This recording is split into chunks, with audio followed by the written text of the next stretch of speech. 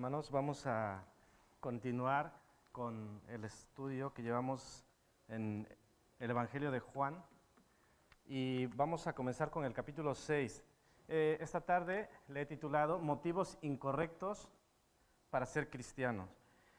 Es un pasaje que aparece en los 4 evangelios, por esto tenemos mucha información, son las 4 versiones, ¿no? Cada evangelista tiene un énfasis y nos hablan del mismo evento, algunos dicen más, algunos dicen menos, otros le dan más importancia a ciertas cosas, pero entre estos 4 relatos pues podemos aprender más acerca del tema.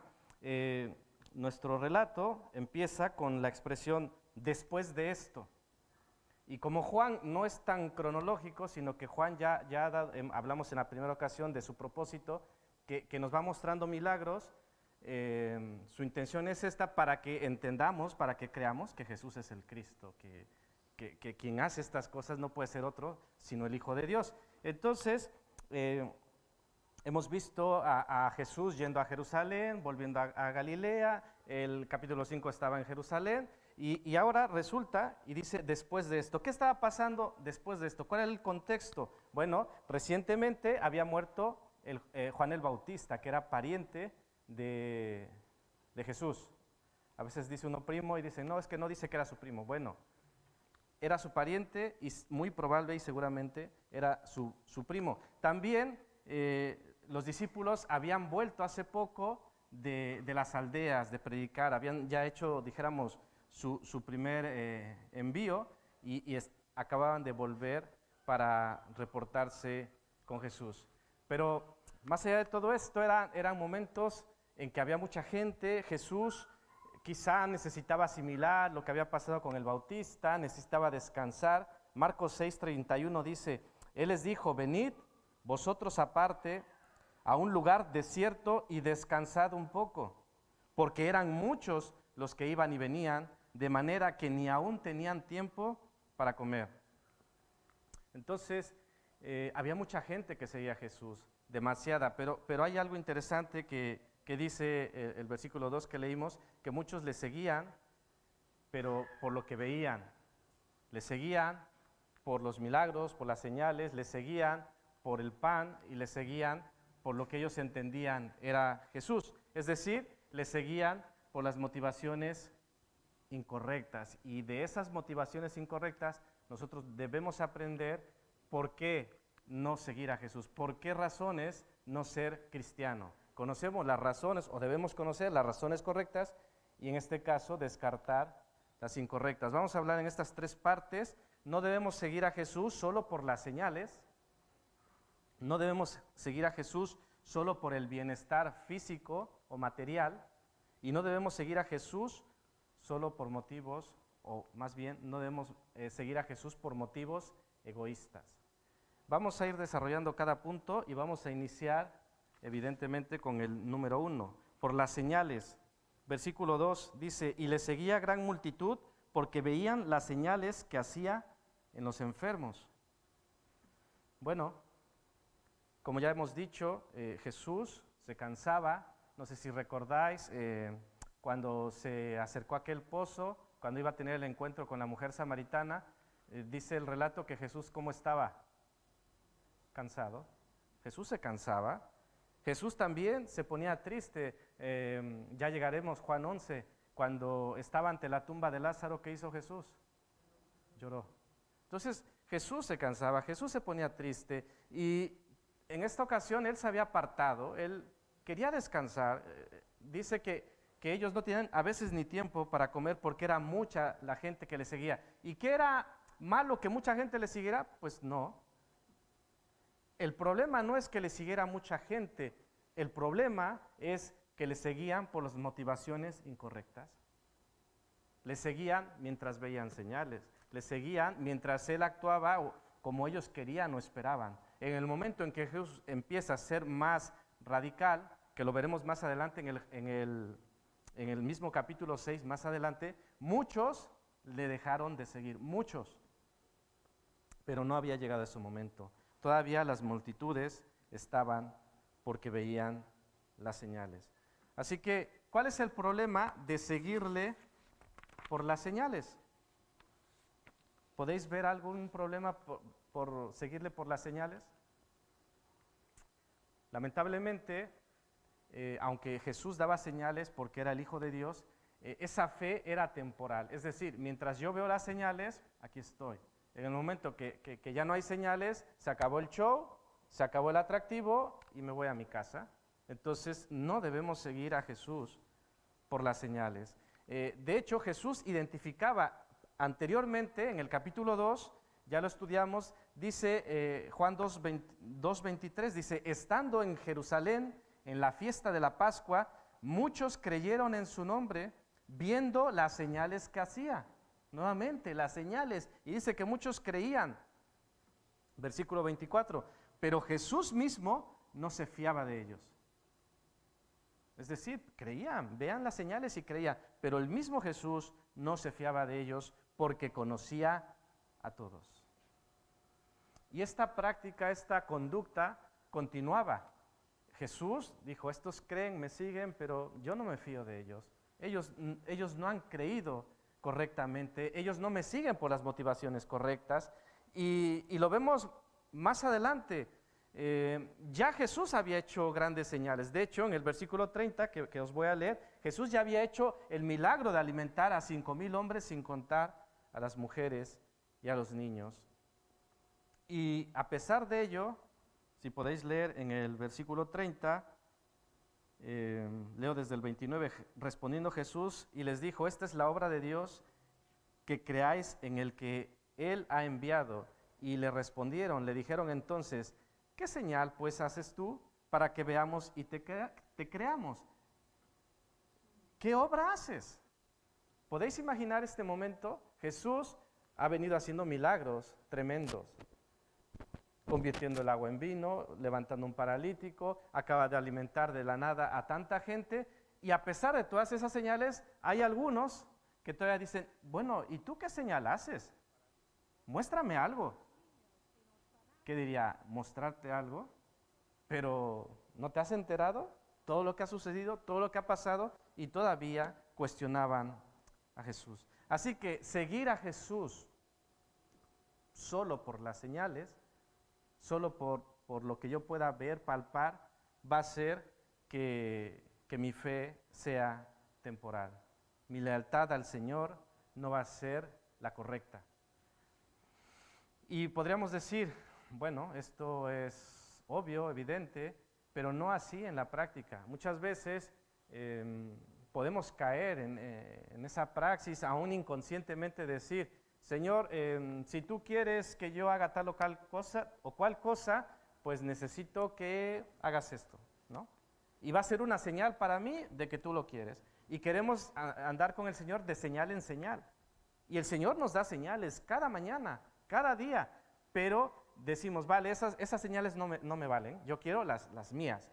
Si tú realmente quieres que te siga, pues quiero que me des esto. Lo quiero así, lo quiero de este tamaño, lo quiero de este color. Y no podemos andar así con el Señor, le estamos siguiendo por la motivación incorrecta. Tampoco debemos seguir a Jesús solo por el bienestar material y o físico. Por supuesto que el Señor nos da bienestar en todos los sentidos y como prioridad el espiritual, pero que no solo debe ser por eso. ¿Cuánta gente os imagináis? Dice en los evangelios que alimentó a 5,000 hombres sin contar a mujeres y niños. Lancemos una cifra, ¿cuántos imagináis que había allí? 20,000. ¿Alguien da más? ¿Alguien da menos? Y yo os devuelvo la pregunta. Tienes a esa gran multitud de gente, 10,000, 15,000, 20,000. Es demasiada. Y te pregunto, ¿cómo los alimentas? ¿Cómo resuelves el problema? Estás en el campo, cerca de un monte, y se te propone el desafío, alimenta a esta gente. ¿Qué diríamos? ¿Qué haríamos? Misión imposible, ¿no? Un poco como, no tiene sentido.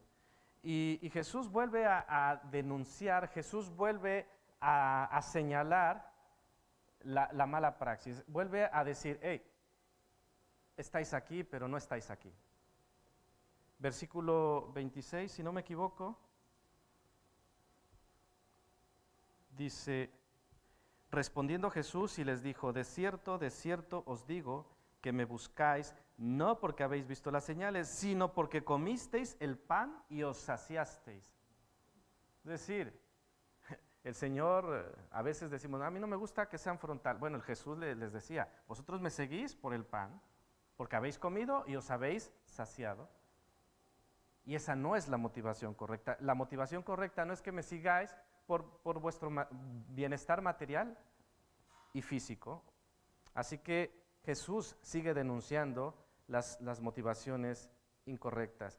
Y cuando nosotros vamos por ese camino, por ejemplo, dice en 1 Timoteo 6, 5, 9 al 11 también, son primero el 5, luego 9 al 11, dice, hombres corruptos de entendimiento y privados de la verdad, que toman la piedad como fuente de ganancia, apártate de los tales, porque los que quieren enriquecerse caen en tentación y lazo, y en muchas codicias necias y dañosas, que hunden a los hombres en destrucción y perdición.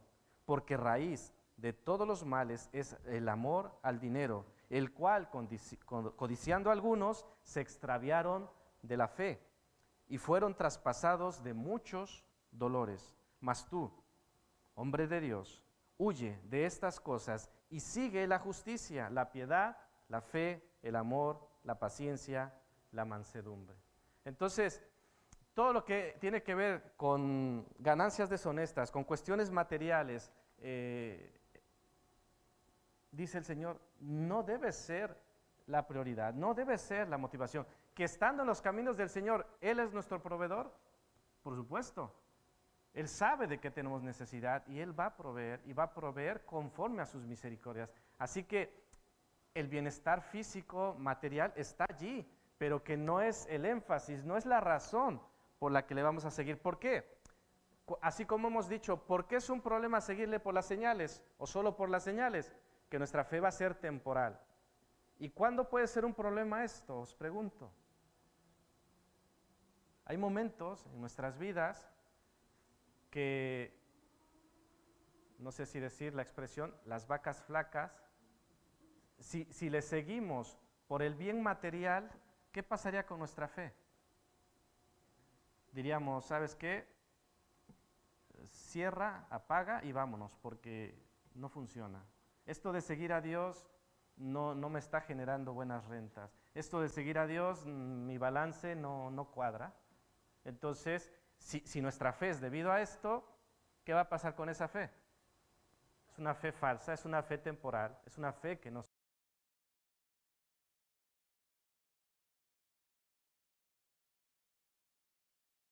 es el evangelio de la prosperidad. El evangelio no es materialismo. De hecho, la palabra dice que Jesús se despojó para ser servido, sino para servir. Él no vino a acumular, Él no vino a enriquecerse en sentido material. Entonces, también para nosotros no debe ser el énfasis al seguir a Jesús. Dios quiere, por supuesto, nuestro bienestar material y físico, pero jamás va a querer esto a costa del bien espiritual. ¿De qué sirve que ganes el mundo y tu alma qué? La perdieres.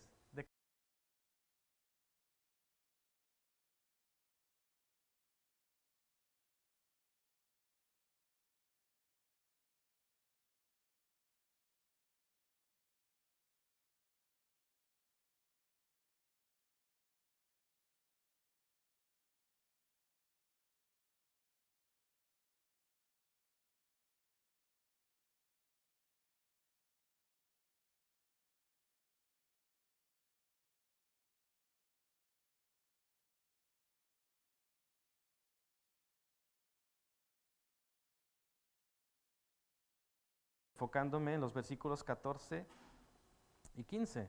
Aquellos hombres entonces, viendo la señal de Jesús, que Jesús había hecho, dijeron, este verdaderamente es el profeta que había de venir al mundo. Y apelaban a las escrituras de Moisés, de Deuteronomio 18:15. Profeta de en medio de ti, de tus hermanos, como yo, te levantará el Señor, tu Dios, a él oiréis. Había una profecía de el profeta, había profecías de el Mesías, y claro, ellos se empiezan a conectar y dicen, me parece que este es este hombre. Y claro, como hasta ese momento este hombre les estaba sanando, y como hasta este momento este hombre les estaba alimentando, pues dijeron, este me gusta para rey. Este me gusta para que esté presente en mi vida. Mira, hace un montón de cosas que me van bastante bien. Ese es el tipo de Mesías que yo quiero, ese es el tipo de rey que viene bien a mi vida. Pero entendiendo Jesús que iban a venir para apoderarse de él y hacerle rey, volvió a retirarse al monte él solo. No resulta una pregunta decir, si Jesús vino a que su pueblo le reconociera y en ese momento le querían hacer rey, ¿por qué él no se quedó y se apartó solo? ¿Por qué? ¿Qué podríais decir? No era su misión que le hicieran rey. Algo por ahí va. ¿Qué había ahí?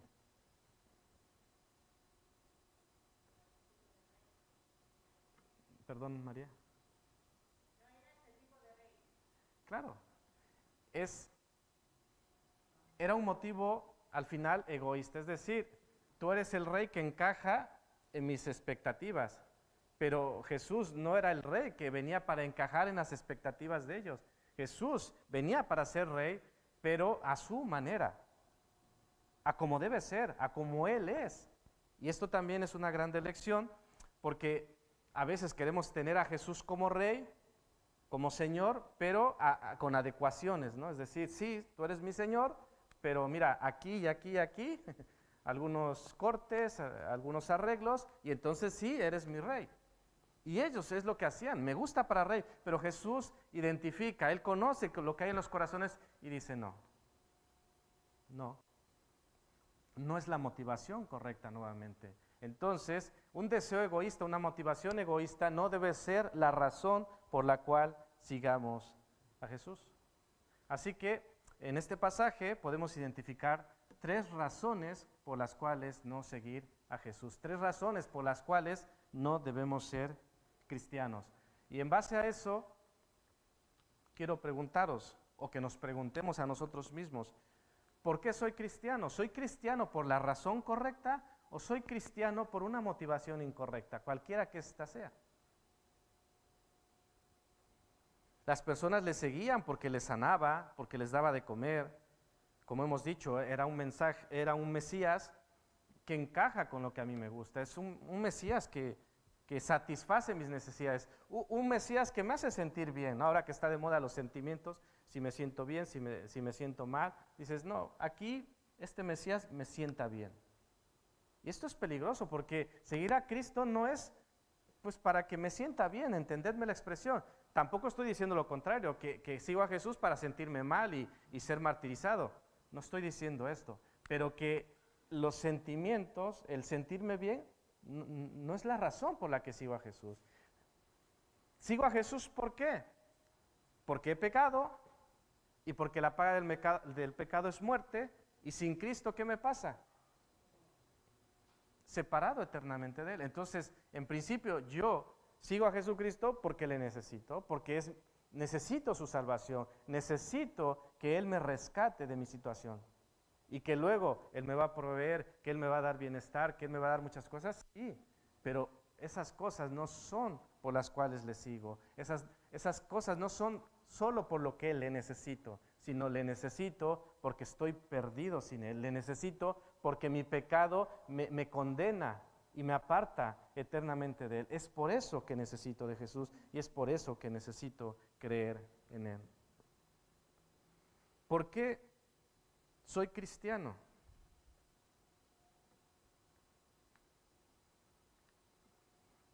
puede haber muchas razones, ¿no?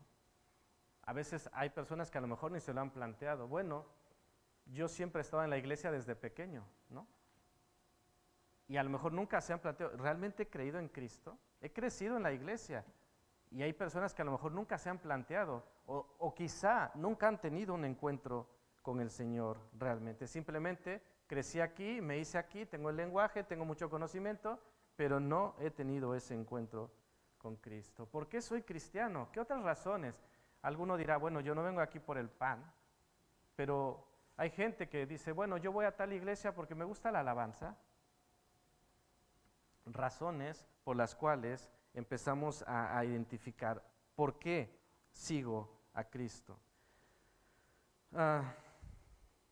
Hermanos, este tipo de cosas nos van a llevar a una fe temporal, como ya lo decía, y nos van a llevar a terrenos peligrosos como un Dios a la carta, un Mesías bajo demanda. Es decir, de Dios escojo estas cosas y estas cosas las desecho. Y esto no puede ser así. Hay un ejemplo en Génesis 28, Jacob, es muy interesante, os lo leo, dice así: e hizo Jacob voto diciendo, si fuere Dios conmigo y me guardare en este viaje en que voy y me diere pan para comer y vestido para comer y si volviere en paz a casa de mi padre, Yahvé será mi Dios. ¿Podéis identificar esto? O sea, voy a parafrasear un poco. Jacob decía, yo voy a ser cristiano, permitidme la expresión, yo voy a ser cristiano si me lleva con bien en este viaje, si me daba pan para comer, si me da vestido para... y si vuelvo con bien a la casa de mi padre. Si esto el Señor me lo da, Él será mi Dios. Condicionando, negociando con Dios. Y a veces sucede en la praxis, en nuestra actualidad. Señor, yo tengo esta necesidad, si tú las cubres, yo te seguiré. Y yo pregunto, claro, nosotros somos conscientes de ciertas necesidades, pero ¿quién realmente sabe cuáles son nuestras verdaderas necesidades y en la prioridad correcta? ¿Dios o nosotros? Dios. Y a veces le queremos imponer nuestras prioridades a Dios. Señor, antes, sí, tú dices que yo escudriñe las Escrituras, sí, tú me dices que ore, sí, tú me dices que sí, pero es que tú no sabes que yo tengo estas necesidades y tengo que ir a por ellas primero y después, si puedo, si me da tiempo, pues ya me pondré con lo tuyo. Y aunque suene un poco, dices, pero esa lógica no tiene sentido. Pues esa lógica que no tiene sentido es práctica en muchas de nuestras vidas. Primero buscad el reino de Dios y su justicia y todas las cosas vendrán por añadidura. Y nosotros lo hacemos al revés, a nuestra manera, negociando con Dios y si tú me devuelves a esta persona, si tú me consigues aquello, y condicional. Y si eso pasa, yo te seguiré. Si eso pasa, me tendrás fiel. Si eso pasa, y hermanos, las cosas no funcionan así. Hebreos 11:6 dice, pero sin fe es imposible agradar a Dios, porque es necesario que el que se acerca a Dios crea que le hay y que es galardonador de los que le buscan. Así que hermanos, ¿por qué somos cristianos? Pensemos, ¿por la razón correcta o por ahí hay una motivación incorrecta? Que el Señor me va a señalar y que el Señor me va a decir, hijo, hija, no es por allí, no me sigas por esto.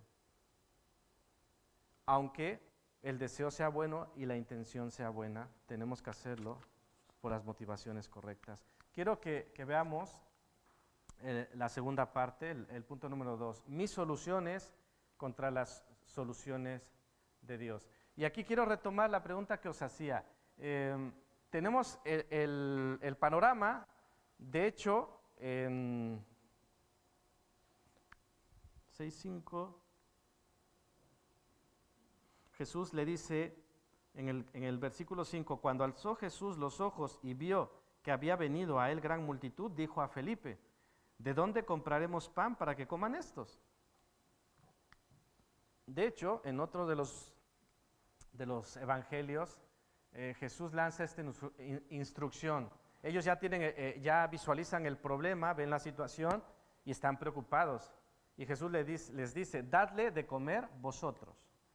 Así, encargaros vosotros. A mí no me digas nada, encargaros vosotros. Y claro, ante esa situación es decir, vamos a hacer un análisis y qué opción tenemos, qué opciones tenemos. Y no tenían muchas. De acuerdo a los evangelios, por ejemplo, en Mateo 14, que es el pasaje paralelo, y Marcos 6, una de las opciones que es propuesta por uno de sus discípulos dice, despachemos a la gente y que vayan por allí y compren su propia comida.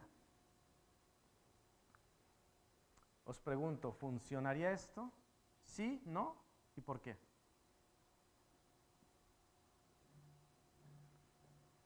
¿Funcionaría? Era demasiada gente. Estaban alejados y quizá no todos llevarían dinero suficiente y quizá en los alrededores no habría tanta comida para toda esa gente. Tenemos un problema porque el hecho de despacharlos y que se vayan, está atardeciendo, estamos un poco retirados, no me suena una buena solución. Bueno, la solución que tenemos aquí en el versículo 7, Felipe le respondió, 200 denarios de pan no bastarían para que cada uno de ellos tomase un poco. ¿Qué pasa si hacemos una colecta? Dicen, no, pues no, imagínate, es que ni 200 denarios serían suficientes. Si es que juntamos esa suma, es un poco parecido a la anterior. Suponiendo que juntamos el dinero suficiente, no vamos a poder ir a comprar tanta comida. Tenemos un problema grave. Y existe una tercera. Por allí había un muchacho. ¿Qué tenía ese muchacho? Lo sabéis, ¿no? ¿Qué tenía? ¿Cuántos panes? 5. ¿Y cuántos peces? Muy bien. Bueno, ¿y qué hacíamos con eso? Claro, el propio Andrés decía, esto es ridículo, no sirve para nada. Pero ahí está lo maravilloso, lo que para nosotros no sirve para nada, en las manos del Señor, ¿qué pasa? Y es allí donde mis soluciones contra las soluciones de Dios. Y aquí entra la solución de Dios. Jesús utilizó lo poco que había y milagrosamente alimentó a toda aquella multitud. Y dice el relato que no solo comieron hasta la saciedad, sino que además, ¿cuántos cestos recogieron? 12. O sea, alcanzó y sobró. Wow. Cuando para nosotros los discípulos decían no, y bueno, hay un comentarista que da un dato, Felipe era de la región, era de Bethsaida, ellos andaban por allí, es decir, tú conoces el terreno, tú conoces dónde están los supermercados, y no, ni porque conozca yo la zona, es que puedo solucionar esto. Pero Jesús lo solucionó. Así que Jesús está dando otra lección. En la obra de Dios, los recursos humanos, financieros y organizativos no son lo más importante. Lo más importante en el reino de Dios es que Él esté al mando, que Él esté presente y que Él esté al mando. Cuando sucede esto, nosotros haremos eso poco que nos toca, daremos eso poco que tenemos y el Señor lo multiplicará para su gloria, que es justamente lo que hizo en esta ocasión. Así que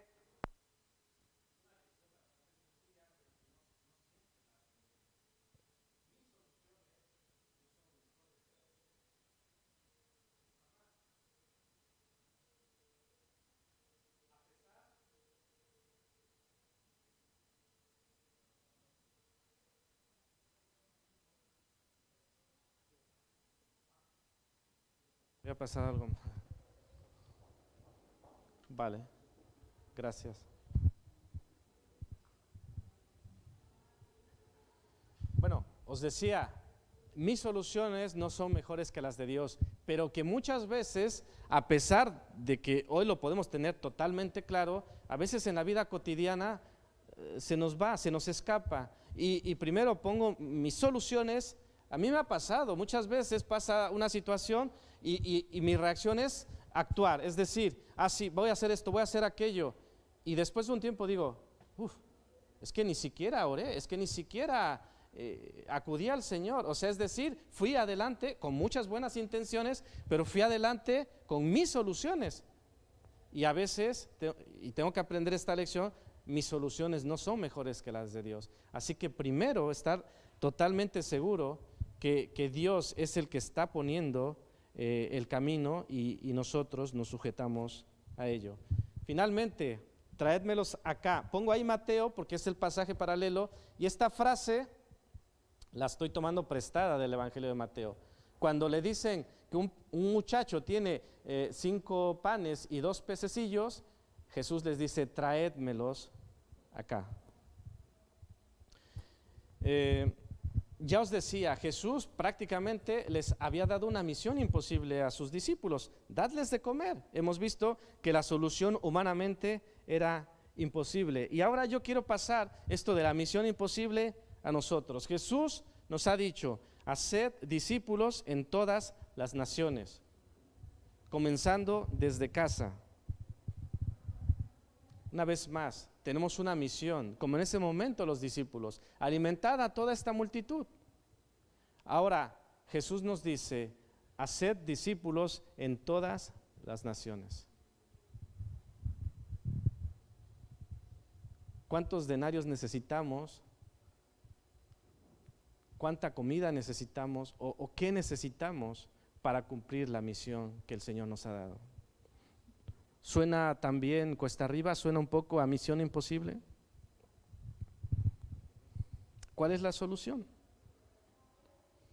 Basándonos en este pasaje, y aunque os pueda parecer muy sencillo, yo os quiero decir, traigamos nuestros panes y nuestros pececillos a Jesús. ¿Qué quiero decir con esto? A lo mejor sientes que tienes poco, pero el Señor nos ha dado dones y no nos pide más de lo que nos ha dado. Dice, yo te he dado el don para servir. ¿Qué nos va a pedir Jesús? Claro, Él no nos va a pedir servir, enseñar, no, nos va a pedir servir. Y con ese don que yo te he dado, que tú lo traigas ante mí, yo voy a hacer maravillas. No nos pide más de lo que nos ha dado. Que te he dado el don de la hospitalidad. ¿Qué nos pide el Señor?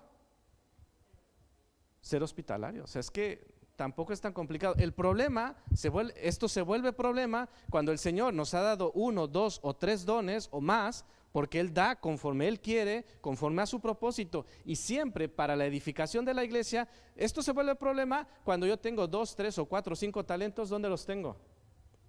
Bajo la cama, ¿no? Ahí se convierte en problema. Y es ahí donde en otros pasajes vemos que el Señor vuelve y dice, cuentas, ¿qué has hecho con los talentos que te he dado? Y algunos dicen, mira, que los he trabajado y aquí tengo el doble. Pero bueno, esa es otra historia de la cual también aprendemos mucho. Así que hermanos, traédmelos acá, dice el Señor, tráeme tus talentos, tráeme tus dones, tráeme lo que yo te he dado. Importante, debemos darle todo. Quizá si el muchacho que tenía 5 panecillos y 2 peces, quizá le pudo haber dicho, bueno, te doy un pan y un pez, el resto es para mí, pero dio todo. Y es justamente lo que debemos dar al Señor. Y es maravilloso que das todo, ¿y cuánto devuelve el Señor? Y no estoy hablando de dinero. 12 cestas que sobraron porque ya no había más. Ya nadie podía comer más, pero el Señor hizo ese gran milagro. Así que hay mucho que aprender de este pasaje. Hoy hemos tenido el énfasis de las razones incorrectas por las cuales seguir a Jesús, así que sigámosle por las motivaciones correctas, hagámosle rey en la forma correcta, en la forma de Él, sin conveniencia material o física, obviamente, que seguirle a Él y ponerle como rey, por supuesto que es conveniente para nosotros, por supuesto que lo es, pero que no solo sea una motivación de interés. No le sigamos por las señales espectaculares, no le sigamos mientras Él vaya siguiendo nuestro ritmo, nuestra expectativa, nuestros gustos. No, nosotros sujetémonos a los de Él, a sus tiempos, a sus formas, que a veces, muchas veces no son las nuestras, pero otra vez humillarnos, reconocer nuestra limitación y reconocer que las suyas son mejores siempre. Así que, hermanos, sigamos al Señor, por supuesto, pero sigámoslo por las motivaciones correctas, las que Él nos dice en su palabra. Que el Señor os bendiga.